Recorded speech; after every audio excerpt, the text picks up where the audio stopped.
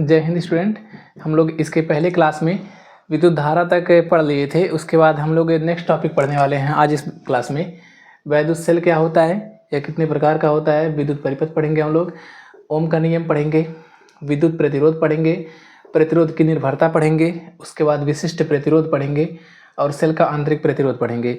इसी चैप्टर से एक प्रयोग निकल करके आएगा, एक्सपेरिमेंट, जिसको हम लोग कल करेंगे। थोड़ा सा रिस्की होता है क्योंकि चैप्टर लाइट से संबंधित है, बट उस एक्सपेरिमेंट को हम लोग करेंगे। ठीक है, तो आज इसमें हम लोग सीख लेते हैं। और एक्सपेरिमेंट किस पर आधारित है? तो एक्सपेरिमेंट है प्रतिरोध की निर्भरता पर, प्रतिरोध की निर्भरता पर, इसी पर, और दूसरा इन्हीं दोनों टॉपिक पर आधारित है वो एक्सपेरिमेंट। तो उसको हम लोग कल करेंगे, बट आज इस सभी टॉपिक्स को कंप्लीट कर लेते हैं। ठीक है, तो पहला हम लोग पढ़ेंगे यहाँ पे सेल क्या होता है। विद्युत सेल, विद्युत सेल दो प्रकार का होता है, एक होता है प्राथमिक सेल, एक होता है द्वितीयक सेल। विद्युत सेल एनर्जी को स्टोर करके रखता है। ठीक है, विद्युत सेल एनर्जी को स्टोर करके रखता है, रासायनिक ऊर्जा को विद्युत ऊर्जा में चेंज करता है। ये दो प्रकार का होता है। प्राथमिक सेल में आता है डेनियल सेल, उसके बाद लैक्लांसे सेल और शुष्क सेल। डेनियल सेल, लैक्लांसे सेल और शुष्क सेल। प्राथमिक सेल का हम उपयोग करते हैं जहाँ पे हमको धारा को रोक रोक करके लेना होता है। बाहर जाकर उतरवा नहीं पा रही हो। डेनियल सेल का उपयोग करते हैं जहाँ पे धारा हमको लेना होता है, बट धारा कम समय के लिए लेना होता है, 1 सेकंड या फिर इससे भी कम समय के लिए। तो वहाँ पे हम उपयोग करते हैं डेनियल सेल अथवा लैक्लांसे सेल को। और जो द्वितीयक सेल होता है, द्वितीयक सेल में आता है सीसा संचायक सेल। द्वितीयक सेल में आता है सीसा संचायक सेल। और सीसा संचायक सेल का उपयोग जहाँ पे हमको विद्युत धारा को लगातार कंटिन्यूअस लेना होता है, वहाँ पे हम उपयोग करते हैं सीसा संचायक सेल का। ठीक है, और सीसा संचायक सेल रिचार्जेबल होता है। रिचार्जेबल मीन्स उसमें आप रिचार्ज करके दोबारा उस सेल का उपयोग कर सकते हो। बट जो प्राइमरी सेल होता है, प्राथमिक सेल, जैसे डेनियल सेल, लैक्लांसे सेल और शुष्क सेल, इन सभी सेलों का उपयोग हम ऐसे उसको रिचार्ज नहीं कर सकते, रिचार्जेबल नहीं होता है। जैसे आप लोग बैटरी, टार्च देखे होंगे, टार्च, तो उसमें जो सेल लगता था, उस सेल को हम बोलते थे शुष्क सेल। और शुष्क सेल में उसको आप रिचार्ज कर पाते थे। जो पतला सा बैटरी क्या आता था, हरा टाइप का रहता था, जैसे एवरीडे या फिर इस तरह से कुछ बैटरी आता था। तो उसमें हम लोग क्या करते थे, उसको एक बार बैटरी में यूज करते थे, और बैटरी में यूज करने के बाद जो टार्च होता था, टार्च में यूज करते थे, उसके बाद उसको हम सेल को फेंक देते थे। ठीक है, इसी प्रकार से आप लोग एक बैटरी देखे होंगे। जैसे आज से अगर 10 साल 20 साल पहले की बातें की जाए, तो उस टाइम पे बैटरी सल्फ्यूरिक एसिड वाला चलता था, एसिड वाला बैटरी। और उस बैटरी का उपयोग अभी तक मोटर वाहन में होता है, बट वो ऐसे यूजुअली में बंद हो गया है। ठीक है, मोटर वाहन में उसका उपयोग करते हैं। तो वो कैसा रहता है, रिचार्जेबल रहता है। उसमें चार्ज करके उसके बाद फिर उसका उपयोग करते रहते हैं। तो आता है द्वितीयक सेल में, जो बैटरी का उपयोग करता है। और द्वितीयक सेल में जो ड्राई सेल होता है, आपके मोबाइल में जो बैटरी लगा हुआ है, वो कैसा है, वह भी एक द्वितीयक सेल में ही आता है। ठीक है, वह भी रिचार्जेबल होता है। और आप उससे क्या करते हो, कंटिन्यूअस एनर्जी लेते रहते हो। और कंटिन्यूअस एनर्जी लेते लेते जब वो एकदम पूरा डिस्चार्ज हो जाता है बैटरी, फिर उसको आप एक बार रिचार्ज कर लेते हो। बट अगर आपके पास प्राथमिक सेल रहेगा, डेनियल सेल या फिर डेनियल सेल, लैक्लांसे सेल या फिर शुष्क सेल, तो ऐसे सेल का उपयोग हम लोग दोबारा रिचार्जेबल करके नहीं उपयोग करते, उसको हमको दोबारा थ्रो करना पड़ता है। जैसे हमारे पास है यहाँ पर ये जो हमारा माइक है, इस माइक में एक छोटा सा सेल लगा है। ठीक है, उस माइक के सेल में भी कौन सा सेल लगा हुआ है, ड्राई सेल। तो उसका उपयोग हम लोग रिचार्जेबल करके, मतलब उसको रिचार्ज करके नहीं कर पाते। ठीक है बाबू, तो इस तरह से। इसके बाद में आप लोग एक सेल देखे होंगे, जब छोटे छोटे थे सब लोग क्या मेला वाला जाते थे, एक आता था जो छुक छुक छैया करके चलता था, वो वाला एक मोबाइल आता था, छोटा सा गुलाबी कलर का रहता था, पिंक कलर का। ठीक है, उसको याद करो, उसमें छोटा छोटा सेल लगाते थे। वो सब सेल किस में आता है, वो सब प्राइमरी सेल में ही आता है, वो सब रिचार्जेबल नहीं रहता, उसको हमको फेंकना पड़ता है। ठीक है, और चलाते रहते थोड़ी देर चलाते थे, तब तक वो बंद हो जाता था। थोड़ा ही देर चलाते थे, उसके बाद वो बंद हो जाता था। और फिर क्या करते थे, हमको उसको रोकना पड़ता था, फिर कुछ देर के बाद ऑटोमेटिक चलने लगता था, वो वाला मोबाइल। ठीक है, चलो हम लोग बैटरी के बारे में कुछ देख लिए यहाँ पे। बाकी आपसे प्राथमिक सेल के बारे में अगर पूछेगा तो आप बताइएगा कि ऐसा सेल जिससे हम विद्युत धारा का प्रवाह कंटिन्यूअस नहीं कर पाते हैं या फिर रुक रुक उसका उपयोग करते हैं, तो ऐसे सेल को हम बोलते हैं प्राथमिक सेल। जैसे प्राथमिक सेल में आता है डेनियल सेल, उसके बाद शुष्क सेल आप वहाँ पे लिख सकते हैं, लैक्लांसे सेल आप लिख दीजिएगा वहाँ पे। इस तरह से इसका एग्जाम्पल बन जाएगा प्राथमिक सेल का। और द्वितीयक सेल का एग्जाम्पल बन जाएगा ऐसा सेल जिससे हम विद्युत धारा का प्रवाह कंटिन्यूअस कर लेते हैं या फिर लगातार कर लेते हैं, ऐसे सेल को द्वितीयक सेल कहते हैं, जैसे लैक्लांसे सेल। ठीक है, इस तरह से आप बता देंगे, वहाँ पे आपका उत्तर हो जाएगा। आप वहाँ पे और लिख दीजिएगा कि प्राथमिक सेल रिचार्जेबल नहीं होता है, मतलब प्राथमिक सेल का हम एक बार उपयोग करने के बाद दोबारा उपयोग नहीं कर पाते हैं, जबकि द्वितीयक सेल रिचार्जेबल होता है, हम इसको दोबारा उपयोग कर सकते हैं, इसको हम रिचार्ज कर सकते हैं। ठीक है, इस तरह से आप इतना लिख देंगे, आपका आंसर हो जाएगा। उसके बाद हम लोग यहाँ पढ़ने वाले हैं विद्युत परिपथ। विद्युत परिपथ क्या होता है, इसको हम लोग पढ़ेंगे। तो विद्युत परिपथ मतलब होता है बाबू, जैसे विद्युत परिपथ का मतलब हो गया एकदम सामान्य भाषा में, जो विद्युत धारा होता है, विद्युत धारा को ले जाने वाला एक पथ है, एक मार्ग। ठीक है, जैसे आपको जीकेपी गोरखपुर से आपको जाना है बस्ती।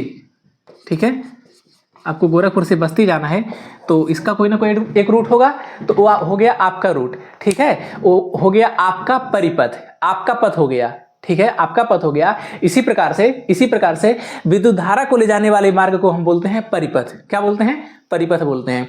और परिपथ जो होता है वह जुड़ा रहता है, परिपथ आपस में जुड़ा रहता है, वह कहीं से टूटा नहीं रहता है। अगर परिपथ टूटा रहेगा तो वहां पे विद्युत धारा का प्रवाह नहीं हो पाता है। ठीक है, परिपथ को हम सूचित कैसे करते हैं, तो परिपथ देख लीजिए, परिपथ कुछ ऐसा रहेगा। ये मान लीजिए एक वायर है, इस तरह से ऐसे, ये हो गया परिपथ। आप इसको ला करके यहाँ पर ऐसे ला करके एक बैटरी से इसको जोड़ देंगे, एक बैटरी से, इसी को हम बोलेंगे परिपथ। ठीक है, प्लस ए माइनस, ये हो गया एक परिपथ।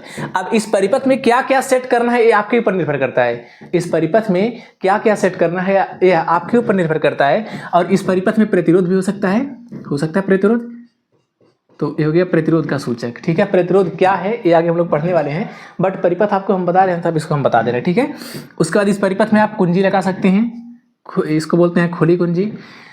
उसके बाद आप इसमें एक अमीटर भी लगा सकते हैं, अमीटर क्या करता है, अमीटर धारा मापी होता है। ठीक है, उसके बाद में आप इसमें एक बल्ब भी जोड़ सकते हैं, इस परिपथ में एक बल्ब भी जोड़ सकते हैं। और बल्ब हम कैसे जोड़ते हैं, बल्ब का सिंबल कुछ इस प्रकार से होता है। ठीक है, ये हो गया बल्ब का सिंबल। तो आप इस परिपथ में जोड़ने के लिए बहुत कुछ जोड़ सकते हो, बट परिपथ का मतलब हो गया विद्युत धारा को ले जाने वाला एक पथ होता है। ठीक है, परिपथ का मतलब ये हो गया। ठीक है, तो हम लोग इसको पढ़ लिए, विद्युत परिपथ क्या होता है एकदम सामान्य भाषा में। उसके बाद हम लोग पढ़ने वाले हैं, परिपथ के बाद हम लोग पढ़ेंगे विद्युत प्रतिरोध, ओम का नियम। अब ओम का नियम पढ़ने से पहले आप लोग पढ़े थे चालक क्या होता है। तो चालक आप लोग क्या पढ़े थे, चालक पढ़े थे आप लोग, ऐसा पदार्थ जिसमें विद्युत धारा का प्रवाह होता है उसको हम बोलते हैं चालक। क्या बोलते हैं, चालक बोलते हैं। अब मान लीजिए एक कोई चालक तार है, चालक तार मीन्स किसी पदार्थ का एक तार बना हुआ है और वह पदार्थ ऐसा है जिसमें विद्युत धारा का प्रवाह होता है। तो एक चालक तार है, इसका लंबाई कुछ हो सकता है। ठीक है, तो मान लीजिए इसका लंबाई जो है L है। अच्छा, चालक तार है, इसका मोटाई भी कुछ होगा। मोटाई मीन्स जैसे ये हो गया एक तार, आप इसको थोड़ा सा कल्पना कर लो, ये एक तार हो गया। अगर इसका लंबाई कुछ है तो इसका मोटाई भी तो कुछ है। देख लो मोटाई है कि नहीं है मोटाई। तो अगर इसका लंबाई कुछ है तो इसका मोटाई भी कुछ है।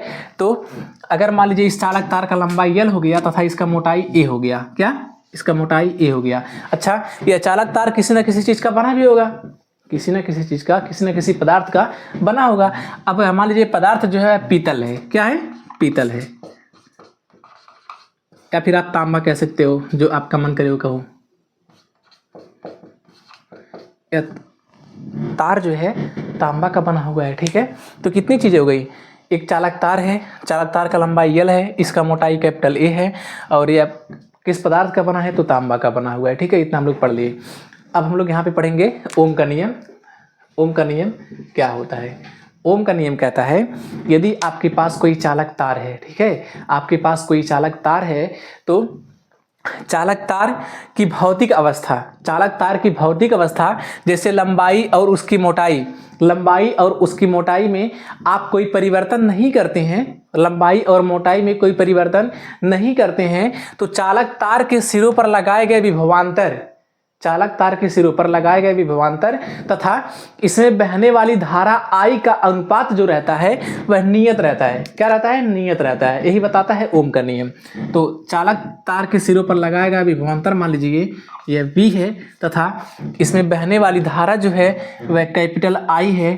तो ये दोनों का अनुपात जो रहेगा ये रहेगा नियत। नियत के बराबर। नियत मीन्स नियतांक, और नियतांक का मतलब होता है बाबू वो कभी बदलता नहीं है। ठीक है, वह बदलता नहीं है। इसी को बोलते हैं हम ओम का नियम, ओम्स लॉ। क्या बोले हैं आपको? बोले हैं यदि किसी चालक तार की भौतिक अवस्था जैसे लंबाई तथा उसकी मोटाई में कोई परिवर्तन ना करें तो चालक के सिरों पर लगाए गए विभवांतर V तथा चालक तार में बहने वाली धारा I का अनुपात जो रहता है वह नियतांक होता है। ठीक है, ये हो गया ओम का नियम। और ओम का नियम इसमें आप लोग इसको राइट कर लीजिएगा। उसके बाद में हम नियतांक को हटा करके इसके प्लेस पर लिखते हैं, इसके प्लेस पर लिखते हैं कैपिटल R। अब कैपिटल R क्या होता है ये आपको अभी हम जस्ट इसी के बाद एक हेडिंग आएगा उसमें आपको हम बता देंगे। ठीक है, कैपिटल R क्या है। बट उसके पहले हम लोग यहाँ पे कुछ चीज़ों को डेरिवेट करेंगे।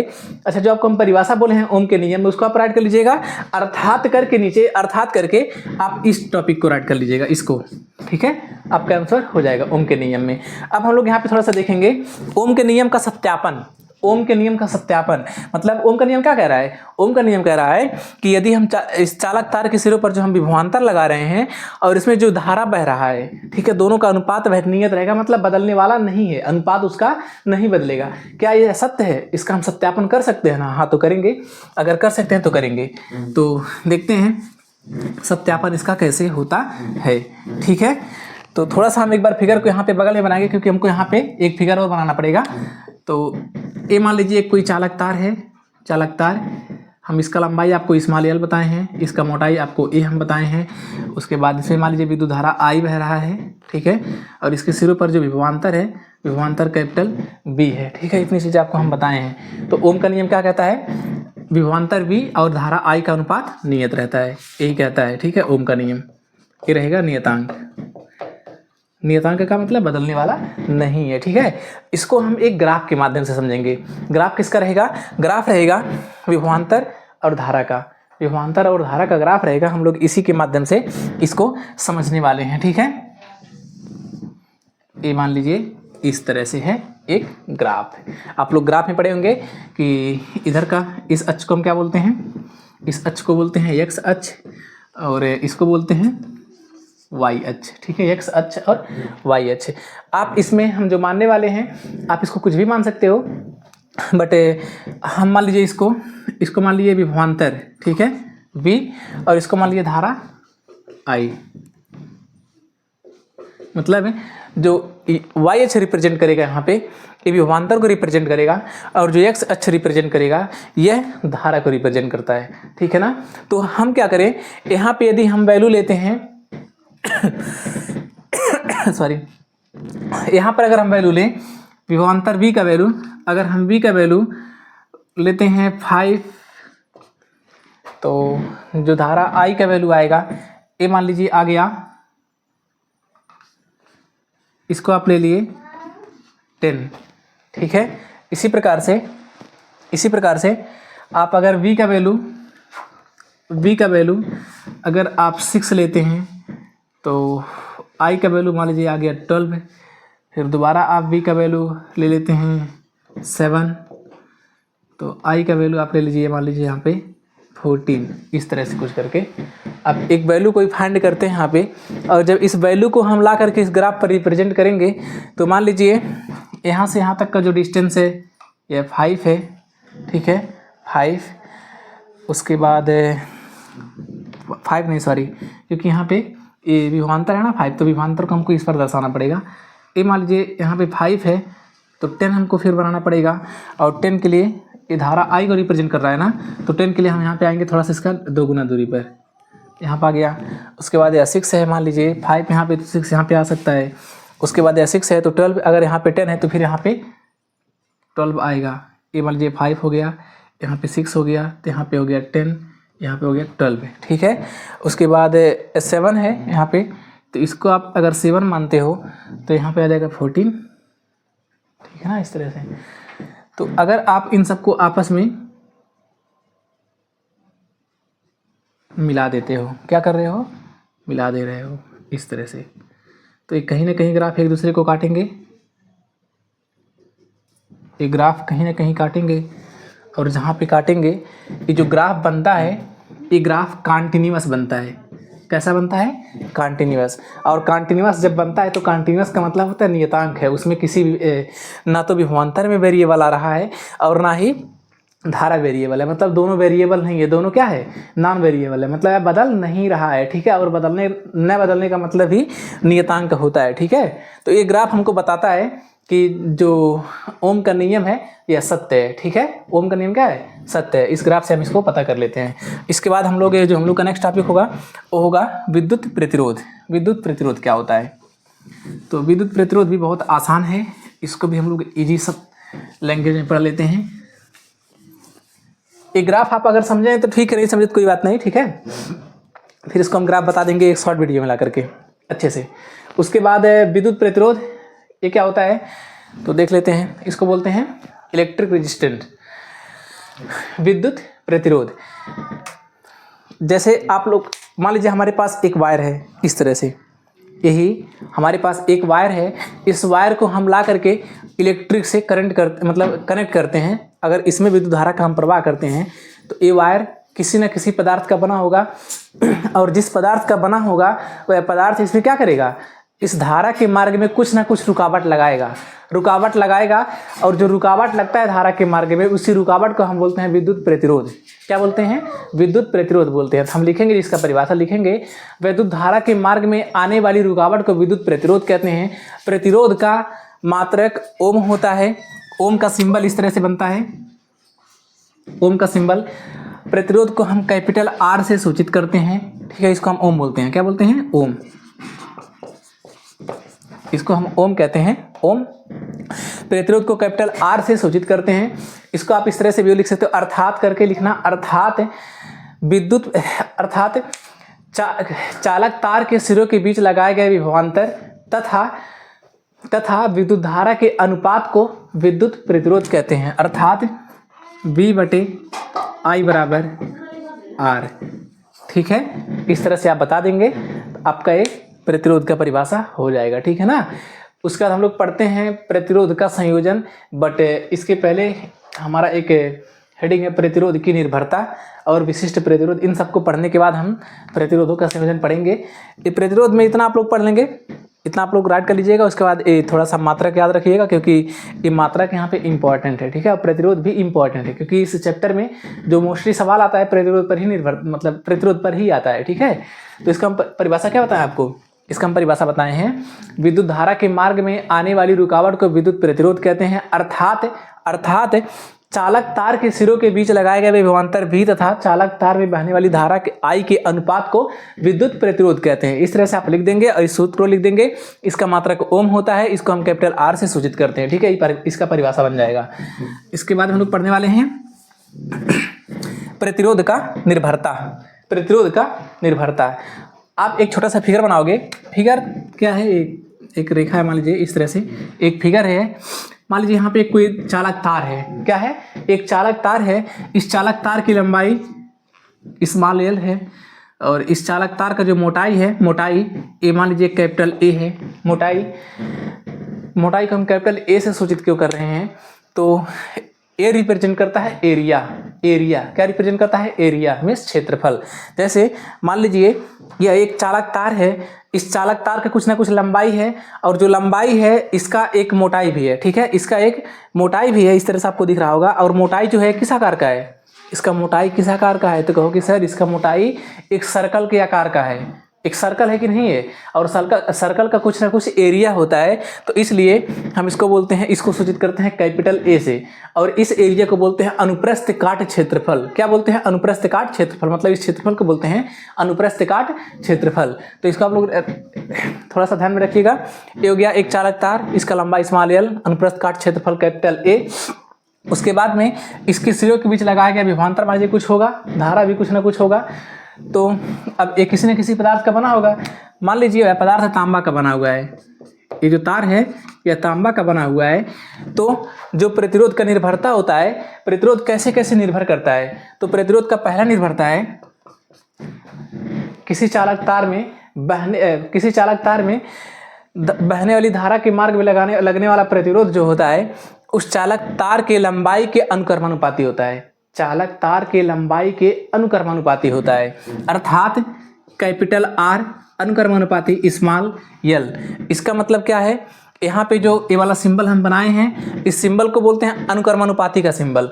और अनुक्रमानुपाती क्या बताता है, अनुक्रमानुपाती क्या बताता है, यदि यहाँ पे लंबाई मतलब जितना लंबा तार होगा उस तार में उतना ज़्यादा प्रतिरोध लगेगा। ठीक है, जितना लंबा तार उतना ज़्यादा प्रतिरोध, इसका मतलब यही है। ठीक है, अगर तार का लंबाई बढ़ा तो प्रतिरोध बढ़ जाएगा, तार का लंबाई बढ़ा तो प्रतिरोध बढ़ जाएगा, इसका मतलब यही था। दूसरा निर्भरता क्या होता है, जो प्रतिरोध होता है चालक तार के अनुप्रस्थ काट क्षेत्रफल के व्युत्क्रमानुपाती होता है। चालक तार के अनुप्रस्थ काट क्षेत्रफल के व्युत्क्रमानुपाती होता है, अर्थात कैपिटल आर अनुक्रमानुपाती 1/a। इसको बोलते हैं व्युत्क्रमानुपाती। क्या बोलते हैं, व्युत्क्रमानुपाती। यहाँ का मतलब क्या है, यदि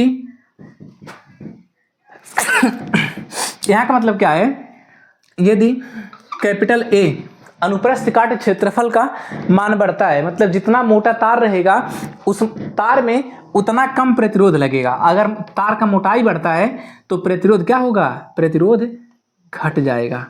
तार का मोटाई बढ़ेगा तो प्रतिरोध घट जाएगा। ठीक है, इसका मतलब यही होता है। उसके बाद में तीसरा निर्भरता क्या होता है, चालक तार जो प्रतिरोध होता है, प्रतिरोध तार के पदार्थ पर भी निर्भर करता है, मतलब कौन सा पदार्थ है। ठीक है, कौन सा पदार्थ है, अगर लोहा रहेगा तो लोहा में ज़्यादा प्रतिरोध लगता है। ठीक है, तांबा है तो थोड़ा कम प्रतिरोध लगता है, सोना चांदी है तो इसमें और कम प्रतिरोध लगता है।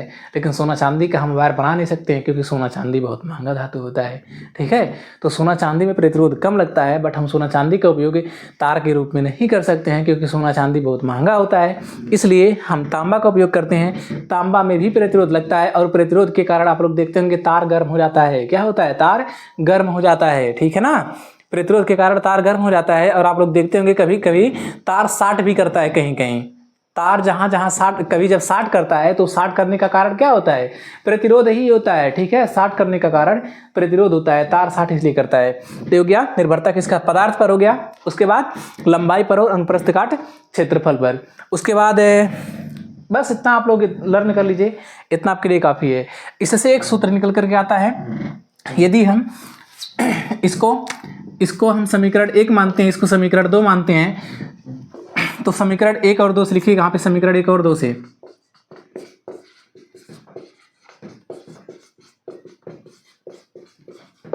समीकरण 1 और 2 से, समीकरण 1 क्या है, तो यह है आर अनुक्रमानुपाती यल, आर अनुक्रमानुपाती यल, और समीकरण 2 है आर अनुक्रमानुपाती 1/a। ठीक है, तो यहाँ पे आर दोनों समान है तो हम आर को एक बार राइट कर सकते हैं।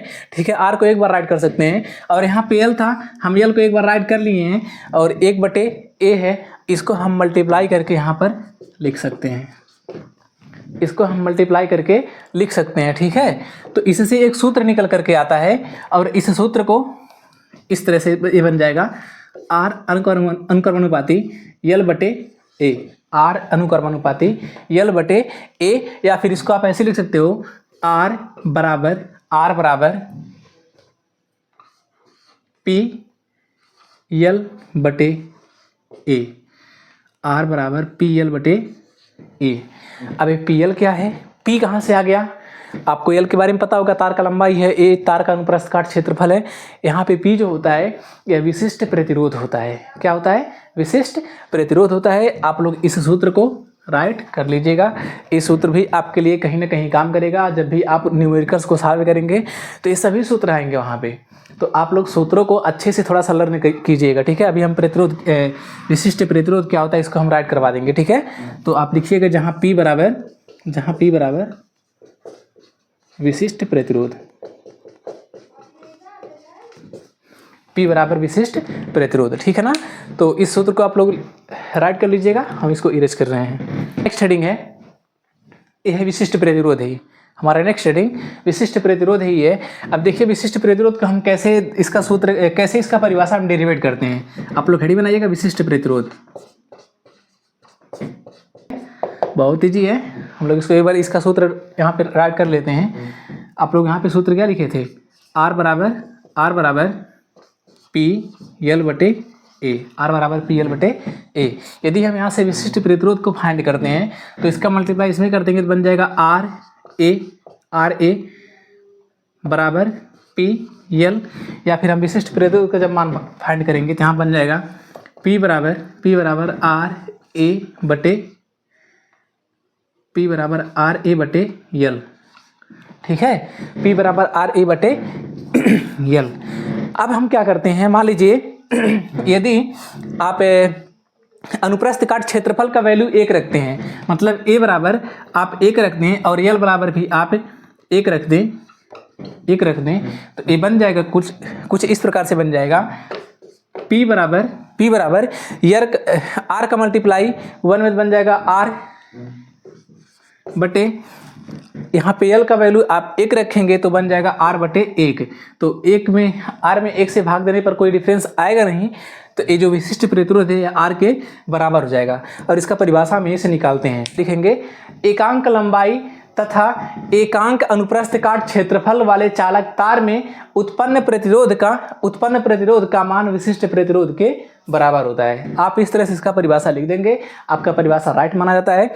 और जो विशिष्ट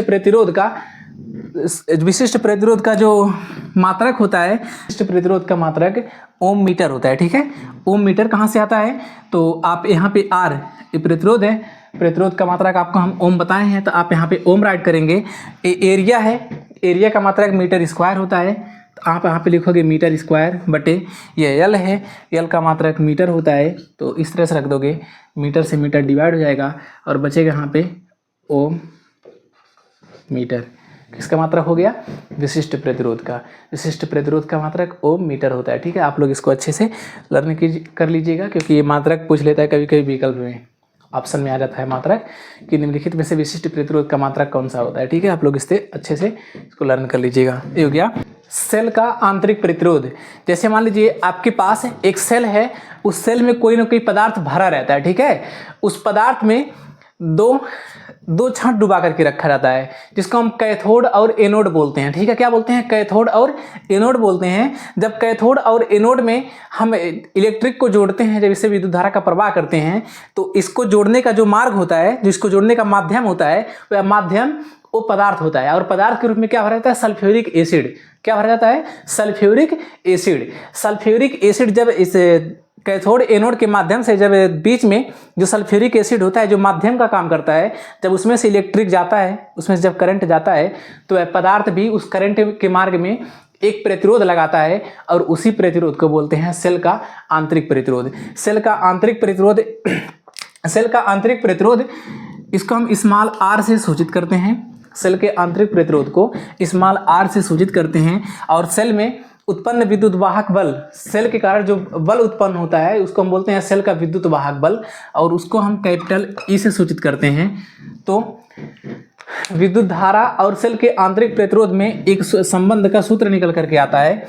इस सूत्र को हम राइट करते हैं इस तरह से, I इक्वल टू E बटे आर प्लस स्मॉल r। और यहाँ पर ये हो गया सेल का विद्युत वाहक बल, इस कैपिटल ई सेल का विद्युत वाहक बल स्मॉल r। ये हो गया सेल का आंतरिक प्रतिरोध। r के बारे में आपको पता होगा, पदार्थ का प्रतिरोध है, I तो विद्युत धारा है। ठीक है, इस तरह से आप सेल का आंतरिक प्रतिरोध और विद्युत धारा में संबंध का सूत्र आप इसको राइट कर लीजिएगा, क्योंकि यहाँ इस पर भी सूत्र आता है, सवाल आता है, और इस पर सवाल जब आएगा तो कम से कम 5-6 नंबर का लेकर के आता है पेपर में। ठीक है, तो ये सूत्र आपके लिए थोड़ा सा इंपॉर्टेंट है। अगर वीडियो आपको अच्छा लगा होगा तो आप लोग थोड़ा सा यार एक काम कर सकते हो, वीडियो को शेयर कर सकते हो। ठीक है, और लाइक भी कर सकते हो। Thank you Babu.